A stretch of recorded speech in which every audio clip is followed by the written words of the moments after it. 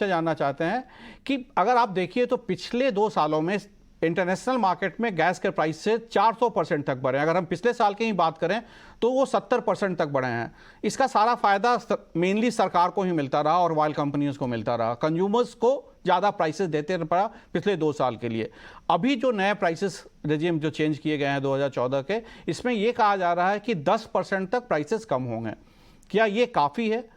Consumer जो पिछले 2 सालों में 70% तक 80% या तक ज़्यादा प्राइसेस दिए हैं, 10% जो कम हो रहा है, ये काफ़ी है कंज्यूमर्स के लिए? अगर कंज्यूमर के लिहाज से हम आपसे कुछ जानना चाहें। नहीं, इसको 3 तरीके से देखिए हम, सरकार की तरफ से, गैस कंपनियों की तरफ से और जो सीजीडी कंपनी है उनकी तरफ से। सो इसमें जो आप कह रहे हैं कि इससे सरकार को फायदा हुआ नहीं हुआ, देखिए एक गैस 2 तरीके से आती है। एक एपीएम की गैस आती है जो डोमेस्टिकली प्रोड्यूस होती है, और एक जो बाहर से इंपोर्ट होती है। ऑलमोस्ट 50% इंपोर्टेड है और 50% लोकल है। जो इंपोर्टेड गैस आती है वो एलएनजी के तरीके से आती है, लिक्विफाइड नेचुरल गैस की तरफ से, जिसको फिर गैसीफाई करके और फिर यूज किया जाता है, और वो जो है वो इंटरनेशनल दाम पर आती है, जिसमें प्राइस में बढ़ोतरी हुई थी। जो डोमेस्टिक गैस है उसमें अभी एक फार्मूला था कि जो करीब 2014 में आया था, जिसके तहत साल भर की एवरेज प्राइस जो 4 मेजर हब है इंटरनेशनली, वहाँ की जो एवरेज प्राइस है उसके हिसाब से वो निकाली जाती थी, और हर 6 महीने में वो चेंज होती थी। उसमें दो चीजें हुई कि जब गैस की प्राइस बहुत कम चली गई थी, तब जो प्रोड्यूसिंग कंपनी थी, डोमेस्टिक प्रोड्यूसिंग कंपनी थी, उनके लिए वो वायबल नहीं थी, और इससे और इन्वेस्टमेंट में भी फर्क पड़ रहा था, उन्हें भी नुकसान हो रहा था। जब अभी पिछले कुछ दिनों गैस की प्राइसेस बहुत ऊपर पड़ गई, तो उसमें उन्हें काफी फायदा भी होने लगा, और जो कंज्यूमर है उनको नुकसान होने लगा। और उसी के तहत ये कमेटी, किरिट पारिक साहब की जो कमेटी थी, उसे निश्चय किया गया था। अभी उन्होंने जो रिकमेंडेशन दी है उसके तहत एक इन बिटवीन फार्मूला सुझाया गया है, जिसमें एक बॉटम प्राइस है, फ्लोर प्राइस है, एक सीलिंग प्राइस है, ताकि यदि प्राइसेस बहुत कम हो जाए तो भी जो प्रोड्यूसिंग कंपनी है उनको बहुत नुकसान ना हो, और यदि प्राइसेस बहुत ऊपर चले जाए तो कंज्यूमर को बहुत नुकसान हो। इसके तहत ये फार्मूला 4 से 6.5 का आया है। अभी जो गैस कंपनी को फायदा हुआ वो कंज्यूमर को पसंद कर सकती नहीं कर सकती, वो थोड़ा कॉम्प्लेक्स इशू है, क्योंकि किस तरीके से किसने जो है वो गैस को टाई अप किया हुआ है। एक्चुअली एपीएम गैस सिर्फ प्रायोरिटी सेक्टर को ही दी जाती है, जिसमें फर्टिलाइजर है, पावर है, और जो सीजीडी कंपनी, फर्टिलाइजर और बेसिकली सीजीडी कंपनी से उन्हीं को दिया जाता है, और फर्टिलाइजर सब्सिडाइज्ड है, और गैस जो है वो उसकी प्राइसेस नॉर्मली जो एलपीजी और पेट्रोल है, यदि पाइप गैस है तो एलपीजी के साथ जुड़ी रहती है, और जो पेट्रोल है सीएनजी है तो पेट्रोल के तहत, नहीं तो ये कॉम्पिटिटिव नहीं रह जाएगी, तो उसके तहत होता है। तो मैं मान सकता हूँ कि पिछले कुछ दिनों जब प्राइसेस बहुत हाई थी, तो हो सकता है जो सीजीडी कंपनीज थी उनको फायदा हुआ होगा, और पहले जो था उसको थोड़ा नुकसान भी हुआ होगा, और यदि बाजार में जो एक्चुअली प्राइसेस हैं उसके हिसाब से नहीं चेंज गई तो थोड़ा नुकसान भी हो सकता है।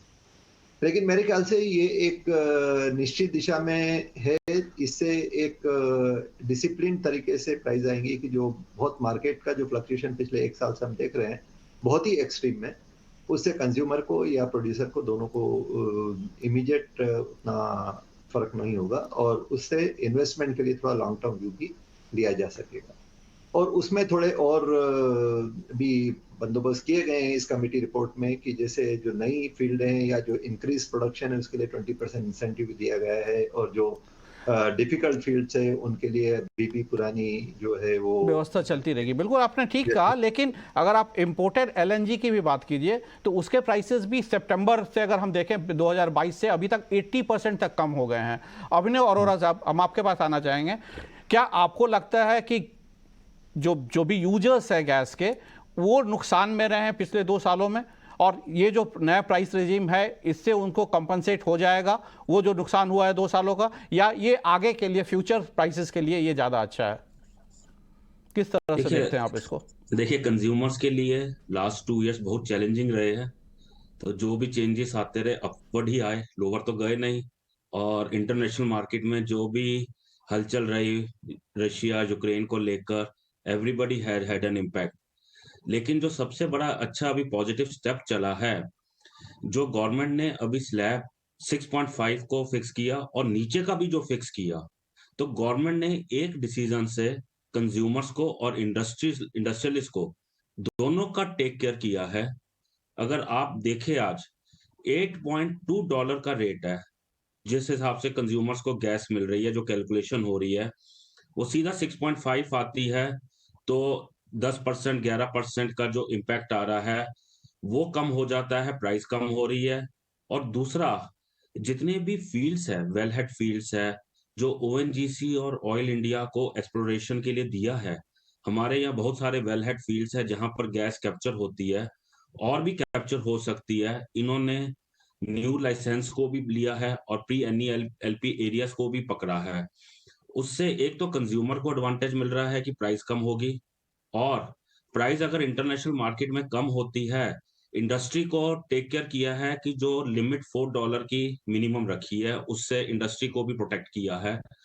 तो गैस तो कंज्यूमर्स को एडवांटेज रहेगा, एक इंडस्ट्री को एडवांटेज रहेगा, क्योंकि ओएनजीसी और ऑयल इंडिया को उन्होंने इंसेंटिवाइज किया है 20%, जिससे कि प्रोडक्शन बढ़ेगी गैस की, और गैस की जितनी प्रोडक्शन बढ़ेगी उतनी इन्वेस्टमेंट आएगी, उतनी ईपीसी कंपनीज एमएसएमई सेक्टर में एडवांटेज है। और जो जितनी गैस बढ़ेगी, जो गवर्नमेंट जितना इंडिया में गैस ग्रिड को डाल रही है, उतनी गैस सप्लाई बैकअप मिल पाएगा।